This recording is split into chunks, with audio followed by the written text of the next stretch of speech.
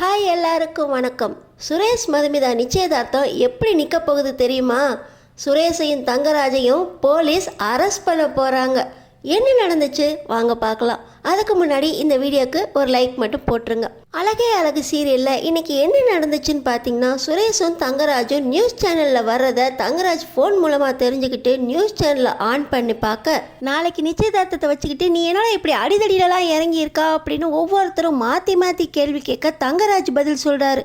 நம்ம ஜாதி பொண்ணை ஒருத்தன் டிஸ்டர்ப் பண்ணால் அவனை மிரட்டி வைக்கிறோம், மிரட்டினால அடங்கலங்கிறப்ப அடிக்க தானே செய்யணும், அதுக்கு தான் நாங்கள் 2 பேரும் செஞ்சு கொஞ்சம் தட்டி வச்சோம், இதில் என்ன தப்பு இருக்கு அப்படின்னு சொல்ல, பொண்ணு வீட்டுக்காரங்க நீ அடிதடியிலலாம் இறங்கியிருக்கன்னு தெரிஞ்சா என்னடா நினைப்பாங்க? இப்படி நிச்சயதார்த்தத்தை பற்றி கவலைப்பட்டுக்கிட்டு இருக்க ரேவதியை அந்த வீட்டிலே விட்டுட்டு நாங்கள் 2 பேரும் வெளியே போயிட்டு வரோம் அப்படின்னு தங்கராஜும் சுரேஷும் நேராக நம்ம அழகுமதி வீட்டில் போய் இறங்குறாங்க. அவங்க 2 பேரும் இறங்குறத பார்த்து அங்கே ராமநாதன் பதறி போக, நியூஸ்லாம் பார்க்கறது இல்லையா, எங்கே உன் பொண்ணு அப்படின்னு கேட்க, நம்ம அழகுமதி ஒன்றுமே தெரியாத மாதிரி வந்து நிற்கிறாங்க. நாங்கள் அடித்ததையும் நியூஸ் சேனலில் போட்டது நீ தானே அப்படின்னு கேள்வி கேட்க, நான் என்ன சார் பண்ணேன் ஒன்றுமே புரியலையே அப்படின்னு கேட்க, இங்கே சுரேஷ் தான் மதிக்கிட்ட கோவமா எந்திரிச்சு போய், இந்த மாதிரி வேலையெல்லாம் நீ தாண்டி பாப்பா, எங்கெங்க கேமரா வச்சு எல்லாத்தையும் நியூஸ் சேனல் வரைக்கும் கொண்டு போய் கொடுத்துட்டியா அப்படின்னு கேட்க, நியூஸ் சேனலா, என்ன வீடியோ கொடுத்தேன், நான் எதுவுமே கொடுக்கலையே, அந்த பையனை நீங்கள் காலேஜ் வாசலில் மிரட்டும் போது நான் திடீர்னு பதறி போய் அவங்க 2 பேரையும் உள்ளே விட்டுட்டு உங்கள்கிட்ட தானே பேசிக்கிட்டு இருந்தேன், நான் எப்போ அதை வீடியோ எடுத்தேன், நீங்கள் அந்த பையனை அடித்து போட்டு அவங்க அப்பா அம்மாவோட பேசி போனதுக்கப்புறம் தானே நான் ஆஸ்பத்திரிக்கே வந்தேன், இப்போ நான் எப்போ வீடியோ எடுக்க முடியும், அந்த பையனை அடித்தப்போ ஏன் முன்னாடியே நிறுத்தி அடிச்சிங்க, நான் எப்படி சார் அங்கே வீடியோ எடுக்க முடியும் அப்படின்னு ஒன்றுமே தெரியாத மாதிரி நம்ம அழகுமதி கேட்க, இப்போ தங்கராஜ் அப்போ இது உன் வேலை இல்லையோ அப்படின்னு சந்தேகப்படுறாரு. ஆனாலும் என் பொண்ணு இந்த மாதிரி வேலைக்கெலாம் இப்போ போக மாட்டா சார் அப்படின்னு ராமநாதனும் சொல்ல, இவங்க 2 பேரும் அழகுமதியை நம்பிக்கிட்டு இந்த மாதிரி வேலையெல்லாம் நடந்துச்சுன்னு தெரிஞ்சிச்சு அவ்வளோதான் அப்படின்னு சும்மா மிரட்டிட்டு போயிடுறாங்க. அடுத்த நாள் காலையில் பார்த்திங்கன்னா ரொம்பவே டென்ஷனோட கிளம்பிக்கிட்டு இருக்காரு சுரேஷ். அவருக்கு நம்ம பாக்கியராஜ் வேட்டி கட்டி விட்டுட்டு இருக்காரு.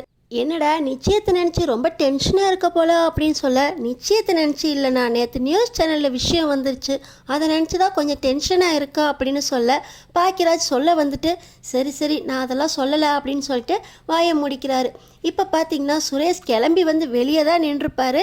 எஸ்பி ஆஃபீஸ்லேருந்து ஃபோன் பண்ணி உங்களை எஸ்பி உடனே வர சொல்கிறாரு அப்படின்னு சொல்ல, நான் முக்கியமான விஷயமா போயிருக்கேன், ஒரு 2 மணி நேரம் கொஞ்சம் பர்மிஷன் கேட்க முடியுமா அப்படின்னு சொல்ல, அதெல்லாம் நீங்களே எஸ்பிகிட்ட பேசிக்கோங்க, அவர் உங்களை வர சொன்னார் அப்படின்னு ஃபோன் பண்ணி சொல்லிடுறாங்க.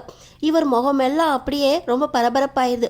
வீட்டில் இருக்கவங்க எல்லாருமே என்னடா எஸ்பி ஆஃபீஸ்லேருந்து ஃபோன் வந்திருக்கு, நிச்சயத்தை முடிச்சுட்டு போகலாம், நீ அங்கெல்லாம் போகக்கூடாது அப்படின்னு அவங்க அப்பா சொல்கிறாங்க. இன்னொரு பக்கம் நிச்சயதார்த்த வேலையில் நீ எப்படா அங்கே போவ, நிச்சயத்துக்கு நல்ல நேரத்தில் வந்துடுவியா அப்படின்னு பதறாங்க. டேய் மாப்பிள்ளைகிட்ட சொல்லிடலாண்டா அப்படின்னு சொல்ல, இதெல்லாம் சொல்லி நிச்சய வேலை வீணாயிர போது, அவரை ரொம்ப டென்ஷன் பண்ண வேண்டாம், நான் போயிட்டு வரேன் அப்படின்னு சொல்ல, என் மாப்பிள்ளை ட்ரெஸ் எல்லாம் நீ எடுத்து வச்சிருன்னா நான் அங்கே வந்து மாற்றிக்கிறேன் அப்படின்னு போலீஸ் ட்ரெஸ்ஸோட கிளம்பி போகிறாரு சுரேஷ். இன்னொரு பக்கம் பார்த்தீங்கன்னா எஸ்பி ஆஃபீஸ்லேருந்து வந்த விஷயம் இந்த தங்கராஜுக்கு தெரிஞ்சு போயிடுது. சுரேஷ் வேலைக்கு எதுவும் ஆயிராதே அப்படின்னு ரேவதி கேட்க, அந்த அளவுக்கு விட்டுற மாட்டேன் தெரியும்ல அப்படின்னு தங்கராஜ் ரொம்பவே டென்ஷனாக வக்கீலை வர வச்சிருக்காரு. வந்த வக்கீல் யார் என்னன்னு தெரிஞ்சிச்சுன்னா கொஞ்சம் மிரட்டி தட்டிக்கிட்டி அந்த வாபஸ் வாங்க வச்சிடலாம்.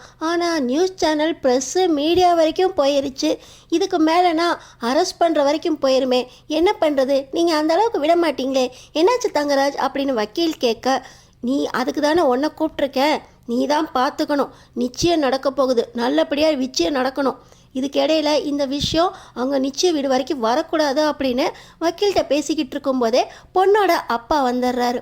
என்ன சார் நியூஸில் இப்படியெல்லாம் வருது, மாப்பிள்ளை அடிதடின்னு இறங்கியிருக்காரு அப்படின்னு சொல்ல, இதனால் வேலைக்கெல்லாம் எந்த பிரச்சனையும் வராது, போலீஸ் வேலைனா அடிதடி பிரச்சனை எல்லாம் இருக்க தான் செய்யும், நீங்கள் குழப்பிக்காதீங்க, நீங்கள் போய் நிச்சய வேலையை பாருங்க அப்படின்னு அவருக்கு ஆறுதல் சொல்கிற தங்கராஜ் பின்னாடி கையை பார்த்தீங்கன்னா டென்ஷனோட இருக்கார்.